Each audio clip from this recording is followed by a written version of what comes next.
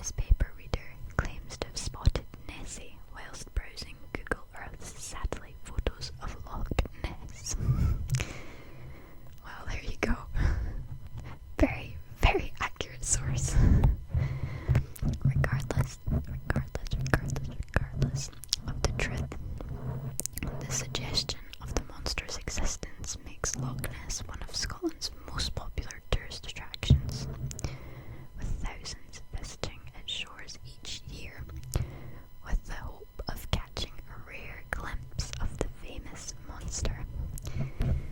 I've been and I didn't see it, so got it. In 2003, the BBC sponsored a search of the loch using 600 sonar beams and satellite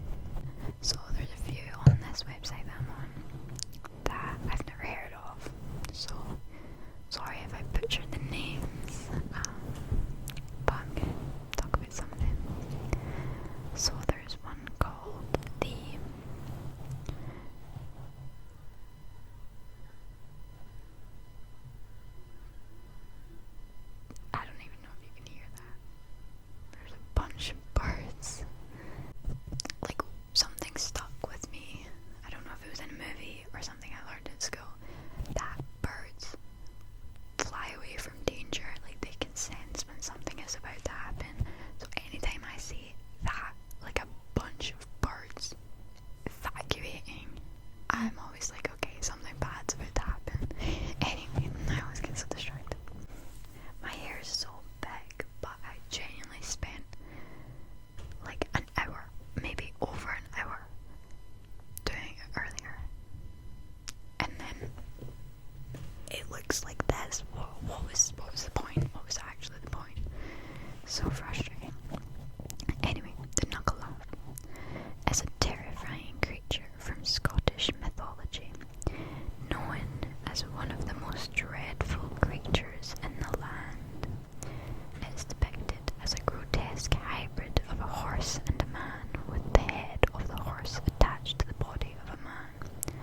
The Nuckelavee, I think I'm saying that right, is said to be covered in seaweed and slime, making it repulsive to behold.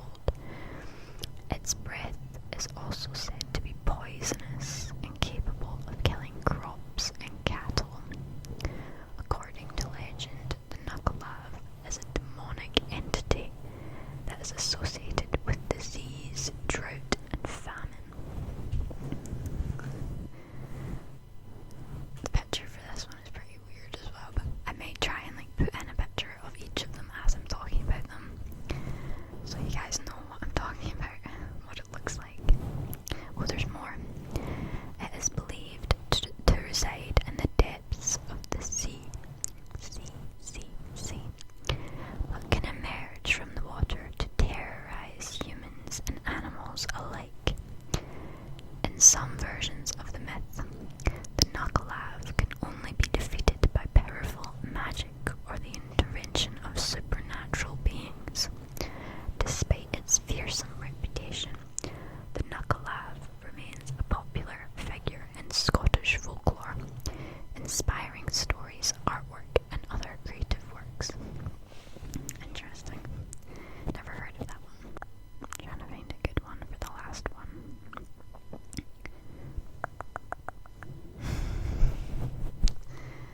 I'm gonna look up this Banshee woman. Banshee, Scottish myth. Oh, this one. I don't know how to say it. Damn. I'm gonna maybe go and pronounce it. See how to pronounce it.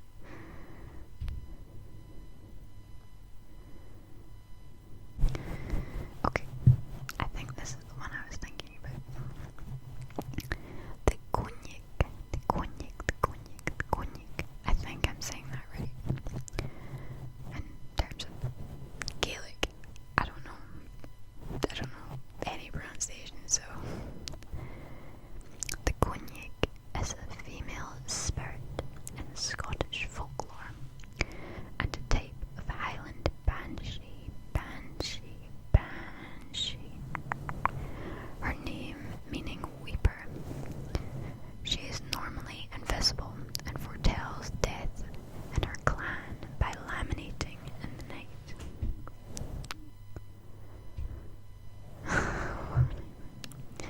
She is normally invisible and foretells death in her clan by lamenting in the night at a waterfall, stream, or loch, or in a glen, or in a mountainside. There's a lot of ors.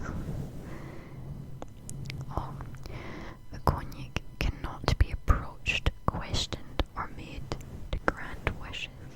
Apparently, she foretells the death of those slain in battle, and that her mourning and weeping cause much anxiety to parents whose sons are lost at war.